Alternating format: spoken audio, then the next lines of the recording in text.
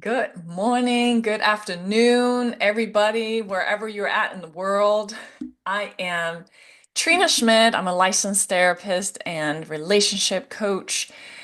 And I have the honor today to sit down with Carolyn, who have recently become a dear friend of mine. We are super aligned in how we view the world, how we serve people, and want to come in and have an amazing discussion today about just how to have a voice in this world, how to talk about things that we're not talking about. So, Carolyn Murphy is a mindfulness or a mind shift coach. She's an author and she's a peer specialist, and she knows a lot about what it's like to push things kind of under the rug and not talk about things because we're not supposed to be talking about these things, right? And if we can just move past some of the shame and move past some of the uncomfortable feelings and embrace that and take responsibility for that, we can kind of transition into feeling free and powerful and empowered. Carolyn, thank you so much for having this discussion today, having this amazing connection today. I just feel so honored being here with you. Oh, thank you. Good morning. I appreciate the opportunity because, um, like you said, this is the hard things is what needs to be talked about. And I am so glad that we met, that you reached out to me, and I pray that this goes further. Mm. So Carolyn and I met under circumstances of finding a voice and stepping outside of our comfort zone. And I'm like, let's go live, let's have this discussion out where people can be inspired of having more of these discussions. What I find is that we don't talk enough about being human, about having emotions, about mental wellness, about how crazy our minds are at times and what to do about it. Anybody have crazy minds out there? Okay, just say me in the chat if you sometimes feel that way because we just do not talk about what's normal. We don't talk about what's not normal, what's not healthy. And a lot of us engage in things that are just not healthy, right? I mean, let's talk about that first. What is it that we do on a regular basis, both like internally but outwardly too, that is not healthy? What do we do when we're not mentally aligned with who we are? Well, coming from experiencing child trauma, Mm, and I've learned that there are ways that we cope. I've learned just recently, well, within the last couple of years, there's two ways to cope. There's a healthy coping and there's negative or bad coping. And I explain it by trauma is a big wound, a big gaping hole. And we try to put band-aids over a open wound. And the band-aids is drinking, smoking, mm, sexing, mm. in and out of toxic relationships, whatever we gravitate to help us feel better while we're going through the trauma. Yeah. And if you know anything about a wound, unless you clean it up, clean it out, and put some gauze in it Mm, and let it heal on its own, you're just going to continue to bleed out. mm, mm. And that's what I tell people when you have experienced any type of trauma and you have not gotten to the point where you're on that healing journey, facing what's going on, being peace with it, those wounds are you're bleeding all over yourself and anybody that you come in contact with. Mm. And so at that point, it starts to affect our health, our emotional, mental. status, at we're hollering at our children, at our spouse. I mean, all these things happen. So that's why I tell people if you just shoot off the hip, you're angry all the time, those are clear signs that something deeper is wrong. Mm, And so we build walls. And then those walls, we say that's our comfort zone. But little did we know the comfort zone really is our own prison. mm. Yeah, so we get ourselves pretty stuck, Mhm. right? And then we get comfortable being stuck in this unhealthy, self-deprecating cycles of either outwardly not having healthy relationships or engaging in things that are numbing, right? Or have a really, really, really toxic self-talk, attacking ourselves. I'm not worth it. I'm not good enough. I'm settling. I can't stand up for myself, right? I don't want to get up tomorrow, feeling depressed. So we engage in these things in different ways because we don't know what else to do. This has have been my mission in life to bring relationship health to the forefront of if we don't talk about this, we're gonna get ourselves in a lot of doo-doo in life. It's gonna resurface if we don't shed the light on that dark silhouette in the corner that keeps lurking. Because if we're constantly afraid of something coming at us, we will have the walls up, we will have defenses up, and the stories multiply. And if we don't address that and we're not recognizing that, it will surface at some point in our lives. If anybody's out there thinking that, oh, I had things happen in my life and I'm fine. Have you ever heard that one before? I'm, that's not happening to me. It will catch up in some shape or form in the way that we are parenting, the way we show up in a relationship. The more avoidant we are of the fact that this doesn't have any harm to me, it will come down either through illness in our body. Okay, this is trauma will get stuck in our body. If anybody read the book, The Body Keeps Score, right? So this manifests physically. So if we have physical issues, there are other things happening, emotional, psychological, that we can really look at. Seeps into our relationships, seeps into our faith, right? And not trusting life in general. What are things that you see on this aspect of avoiding these things that we really should be talking about? Well, you know, just like I said earlier, the drinking, Mm, the like I said, the common thing is trying to numb the pain. yeah. And so I know for me, speaking of me, I was Mm, very mean, not trusting at all. yeah. Um, and not until I got pregnant with my first son, I saw that I needed to change because if I didn't, I was going to inflict the pain on him that had already been inflicted on me. Yeah. Wow. That was a powerful kind of awakening, aha moment. I mean, how did you do that? I mean, people watching this and listening to this, they're like, okay, I might recognize that I need to change and make different decisions, but how do you do that when we're surrounded with people that continuously do not make very mature choices?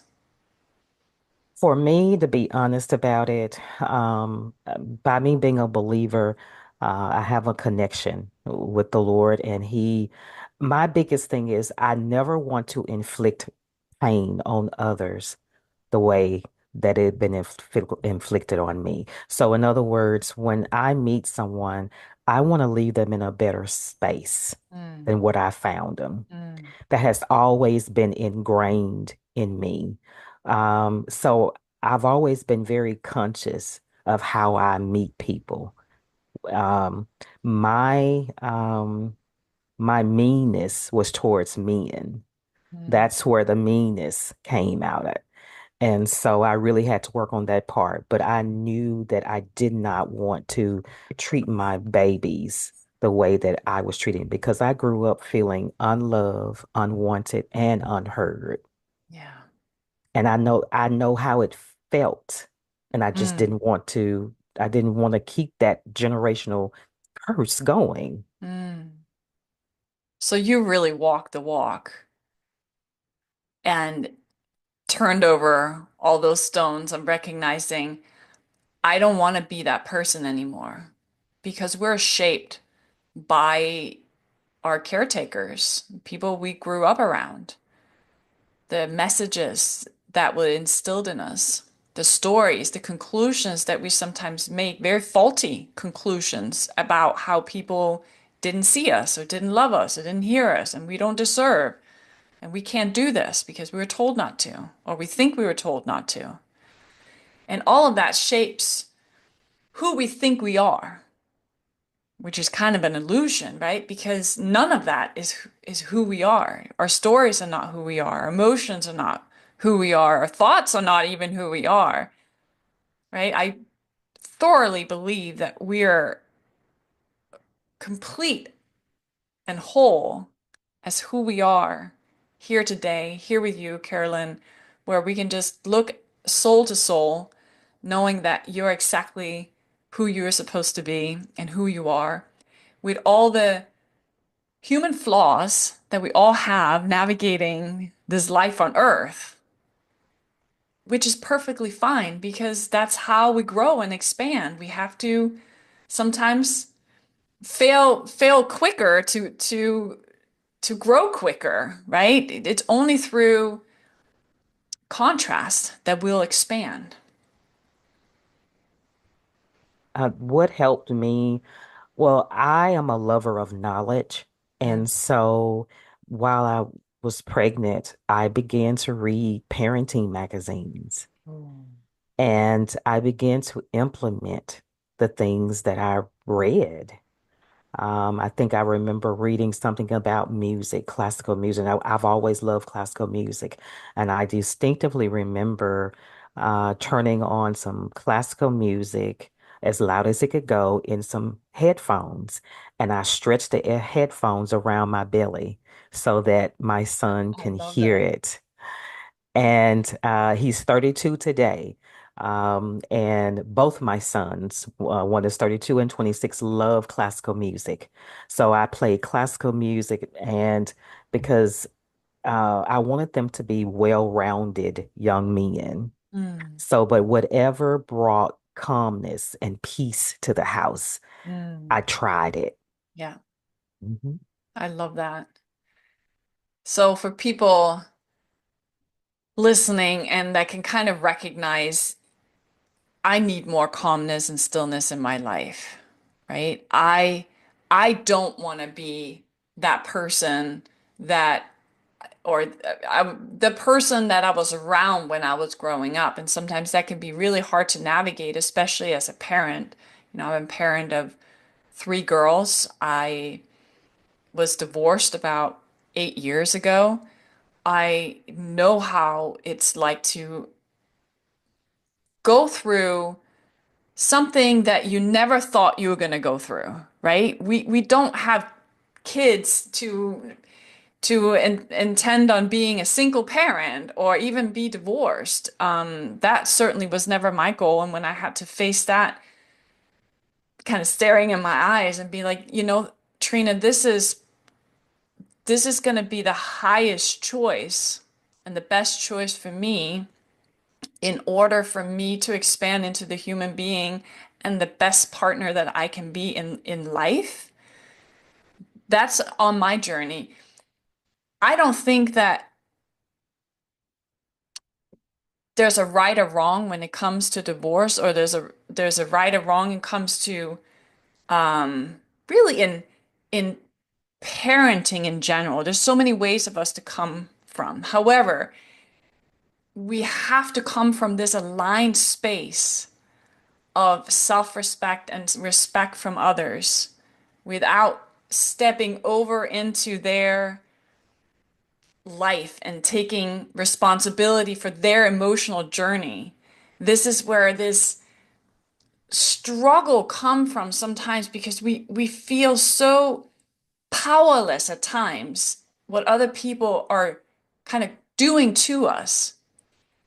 That is very hard for us to kind of take charge and make informed decisions of stepping into, this feels best for me. And you can do you, and I can do me. This is the journey that I take a lot of my clients on is how can I be empowered, making informed decision and feel good about the choices that I make in life, regardless of what other people say, regardless of how I thought things should have been. What are some things that you have navigated or you've seen people kind of navigate where they have to fight this, but we don't talk about this. This is kind of taboo. What are other people going to think about me if I make this choice? Well, and for me, it seems like everything was taboo in my life. But I was a single mother. I was, I decided at a young age that education was going to be my way out. Um, I didn't, I didn't think I was going to become a single mother. So I'm a single mother of two. So I call myself a lady in waiting. To be married. I'm glad that I did wait, because I probably would have ended up divorced with the mindset that I had. Um, but that is, being a single mother is not talked about. Um, Mental health is, is is not talked about. Um, I just, it's like you said earlier, it's time to start talking about the taboo things. Yes. And because they are the norm. Mm. So why are we so scared to still talk about the things that is a Mm. part of life? Yes. Yes. And why is that?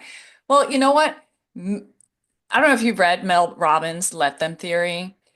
When that book came out, and this is not a new concept, Carolyn, but it's the way she's written it in such a basic terms and how avoidant we are of feeling our feelings, recognizing them, and allowing them to just be is just so right on because we live in a society that is so fear-based and we're so conditioned to avoid things that are uncomfortable because negative emotions are bound to surface.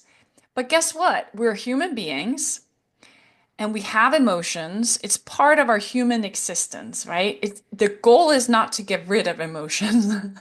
I mean, thank goodness, right? Because they give us cues to what's happening in our bodies right now.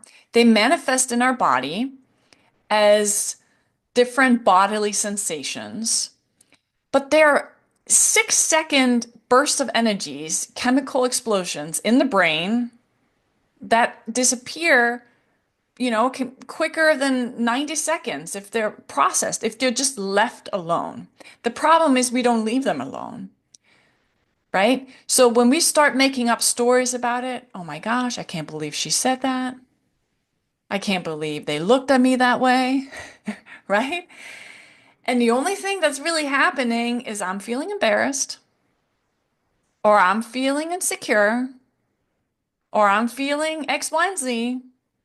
We make it about someone else.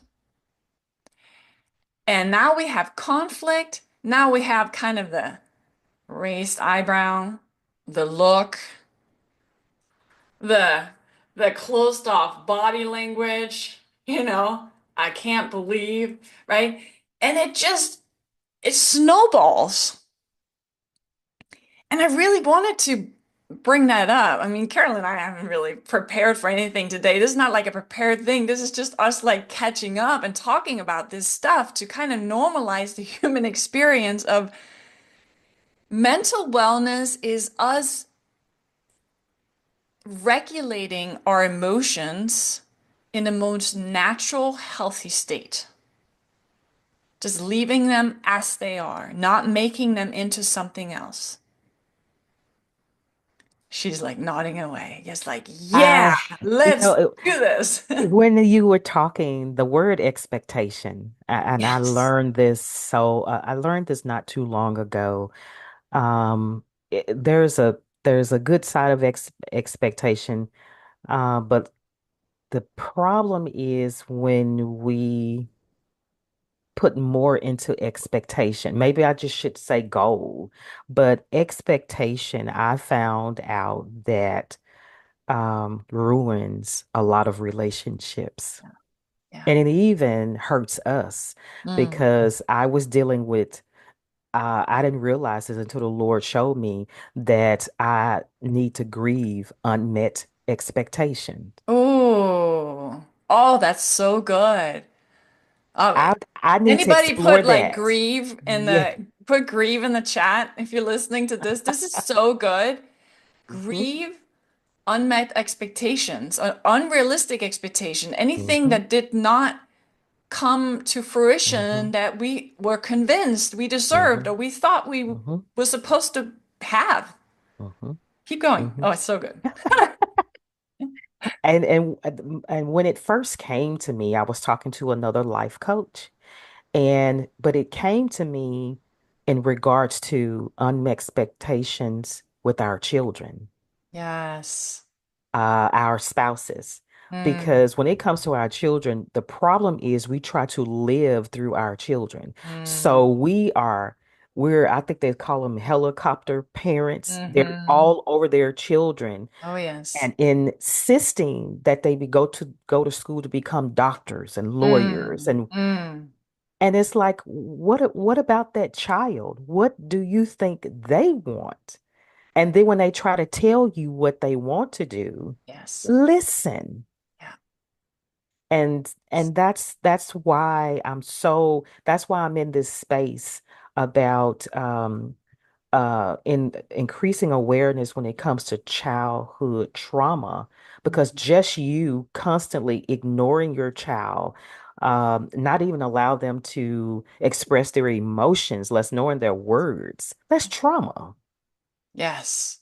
So unmet expectations can ruin you. Mm. I love that you brought that up. I call it the um, stay in your own lane rule. And I really had to kind of learn this the hard way because, I was not taught this. I was raised with parents who definitely didn't stay in their own lane and try to fix each other's problems and then passive aggressively throwing it back in the other person's face. And the more you complain, the more you get your needs met, which is totally counterintuitive, but that's just what was modeled, right? And so you become a young adult and you're like, well, I guess this is how I get my needs met, right? We yell a little louder, we pout a little bit, we complain some more, and then people should somehow magically figure out how we want it, right?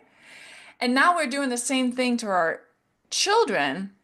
So we're stepping over into their lane and we're doing everything for them, right? No, no, no, but you need water. No, no, no, but you need this, right? And we're running the race with them in their lane. And they're like, get out of my lane, right? I want to do it this way. And I'm like, well, I know best. You need to listen. You're not respectful, right? And this is like a whole other can of worms in terms of parenting. But stay in your own lane rule. You know how children, my daughter has just turned 5 and she just started learning to like color within the lines, right? But when she was 3, my husband was kind of worried that that she was just kind of coloring over all the lines, right? And he was kind of, why should she not like, should we not practice like coloring within the line? I'm like, no, let her do what she wants to do. But unless we know what the lines look like, and unless we know, does it even matter if we like color within the lines or not? Like, who says that we have to on a piece of paper? But when it comes to like stay in your own lane rule, a lot of times we don't know what the lines look like. We don't even know when we have crossed over somebody else's boundaries and somebody else's lines. Like like again, I insist my kids they drink water all the time, right? And a lot of times that is stepping over their line because if they don't want to have water and they want to like get dizzy and pass out, I mean, at the end of the day, it's their choice. Am I responsible for them? Yes. But I don't need to jump over into their lane to make that happen because now it becomes controlling and imposing, and they're not going to learn from their own mistakes. So defining those lines is really tricky. And this is something that Carolyn helps with her coaching clients. This is something that I help with my coaching clients in having conscious relationships, which means having being hyper aware of who you are as a person and who the other person is as a person. I'm 100% me, they're 100% them. And how to navigate a healthy relationship, how to navigate conflict, how to navigate this stuff that comes up, trauma or triggers that come up during our relationship, how to navigate that in a way that's completely respectful for me and respectful for the other person, right? So this is what we're experts in. Tell them a little bit about what you help your clients with as a coach. I am a Christian, mental wellness Christian life coach.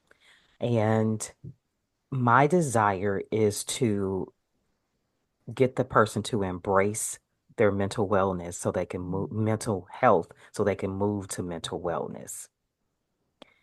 Not until we start accepting the fact that we have emotions, Mm. we need to allow ourselves to feel them without judgment.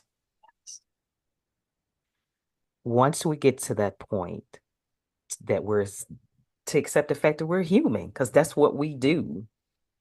And we can move then to mental wellness, Mm. which includes all of the self-care things that are out there. And it's just hundreds of things that you can do. So my help statement is I help Christian women 40 and older that are professional women that are moving into the empty nester phase. Mm. Because, as we wear so many hats and we get lost in the shuffle. Oh, yes. So, and I'm still learning this myself. I'm an empty nester. But to say, okay, I'm going to take care of me without having to feel all of the guilt behind it. Yes.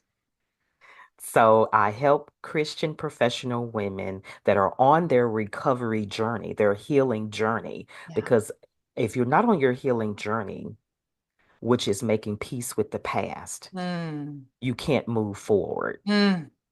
So that is my huge, huge stipulation. You've got to be on your healing journey and you've got to be open to transformation. Yes. You moving forward because that's what Mm. it is. Yes. And so I want to help them break up with fear, to discover their God-given purpose, Mm. and to prioritize self-care. Oh, break up with fear. I just love that. That is just Carolyn. If you guys haven't, you know, gotten her book and what's the title of your book again? The name of the book is God, Why Did You Yeah, Why Save Did You Me? Save Me? Oh, I love that. I really that. And that goes with that breakup with fear. I love that because we are just all married to fear. Hmm. We're all Yes. married to fear. And it's funny how we talk about divorce today because that is a divorce that we want to claim today. And if you're on your healing path and you know that change is about to enter your life, I just encourage you guys to jump on a journey with Carolyn, jump on a journey with me. Let us walk you through all of that. We can't do it alone. We don't all have the vocabulary. We were not raised in a society with people and parents that had the emotional intelligence of guiding us through what we feel, why we feel a certain way, and how to put that in context. I mean, this is what we do for a living. This is what we're trained in. And having somebody gone through that process yourself, because you know what all of those steps look like, right? She's a peer specialist. Like she knows what this stuff is all about. I love that. And for for me, I love helping people getting to relationship freedom. Relationship freedom is about feeling authentically who you are, whether you are in a relationship or you are out getting a divorce or breaking up with somebody, single. Relationship freedom, I want you to feel everywhere. And once you awaken to that space of not repeating the mistakes that we did in the past and not starting to, like you're talking about empty nesters, or, we wake up at a point where we've kind of raised children or they're kind of halfway out of the house and you're like, well, who am I? I've met so many women that are just all of a sudden, because we're more self-aware at times and we're more conscious about what happens and we want more to life. And what do we do? What do we do? And where are the people that can support us in that? We might have outgrown some friends. We might have living as a parent at a different level than a lot of the people around us. So where do we create that support? I think it's very important that people know how kind of to get to that next level and what that looks like. I want you to feel free. I want you to feel empowered. I want you to feel good about yourself on a regular basis that you got this. That whatever life hands you, that you know how to navigate that. And we will not always know how to, but you would have enough confidence that every day nothing is gonna get you in bed with the covers up over your head because you always have a choice. And this is why we're having this conversation today is like stop avoiding, okay? Embrace what's coming up. Like let's prioritize mental wellness because that is what's going to set you free. All the stuff that we've been taught is not real. I mean, it's just is not real. The fear that's holding us is really not real. We just believe that it's real. So I have an upcoming masterclass on Friday at 1 o'clock Eastern Standard for women who wants to navigate divorce feeling empowered and feeling strong and feeling clarity. I want I want you to know that everything in life happens for a reason, and there is a way to navigate that, not feeling ashamed, not feeling the guilt, and not feeling confused on where to go. When I got divorced, I did not know where to go. I felt super isolated. Nobody around me had gotten divorced, and I felt I couldn't talk to it about anybody. And when I talked to people about it, they didn't understand. Well, why would they? And how could they? I didn't know what to expect. This is why I've created this course because I want people to know what to expect. Want people to know how to take that power back after feeling defeated for a while and using this as a springboard to learning about yourself but then getting to that relationship freedom and relationship health. So we're going to put the link in there. We're going to have Carolyn's information on here. It's just such an honor to be here with you and your people. We're going to um, have you on my space too, because it just is so important to be talking about this. I totally agree. Um, there is a workshop that I'm working on, and it's called Faith Over Fear. Mm, And I'm planning it for next month, to be exact, April the 19th. And we're going to explore reframing your thoughts when it comes to fear. Fear is not failure. mm, And it makes me think about that song. I think it's Crowder. Fear is a liar. yes, totally. Fear is a liar. Oh, yes. And, we just have to, and I'm still working on this myself because that's one of the many fears that I dealt with. Fear of failure, fear of Mm, abandonment, fear of the unknown, yes. fear of success. I mean, it was just knee deep. And that's what kept me from learning who I am, that kept me from learning that I have a purpose and even searching for that purpose. So there's the good side of fear, which is the human emotion that keeps us aware. But then that's that chronic fear that keeps us stuck, that keeps us playing small. And I'm just so happy to be able to step into this space because fear kept whispering in my ear, like you said, I'm not good enough. Who's going to listen to me? I never had a voice. I grew up in a time where children were seen and not heard, so I was already muzzled. But then when I experienced the child trauma, which was molestation, that silenced me Mm, for the rest of my little life until 2018, really. mm. I began the process. I was like, Lord, I trust you. I'm tired. I've lived in this bubble of not moving anywhere, but seeing life just pass me by. And really, 2023 is when I said I broke up with fear, but I break up with it daily Mm, because I mm. broke up with the fear is a declaration, but you still have to practice it every day.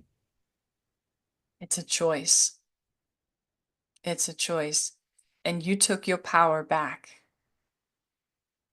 And for Took anybody my that is listening to this, listening to the courage, you're such an inspiration, Carolyn.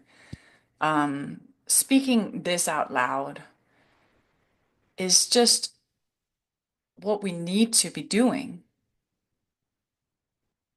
for the rest of, I don't know how many, 1 out of 4, 1 out of 3, I think girls are experience some kind of sexual abuse, sexual violation in their lifetime. I mean, that's a lot, but we're not talking about it, right? And these violations happen because we are incapable of tolerating our own emotions. So people step into overpowering and manipulation and control, and then power over happens. So we need to educate about this. But the best way of doing that is delving yourself into a program or into a workshop where you can be guided through step by step, unraveling, recognizing how much of the fear is an underlying program. You're talking about the chronic fear. I love that.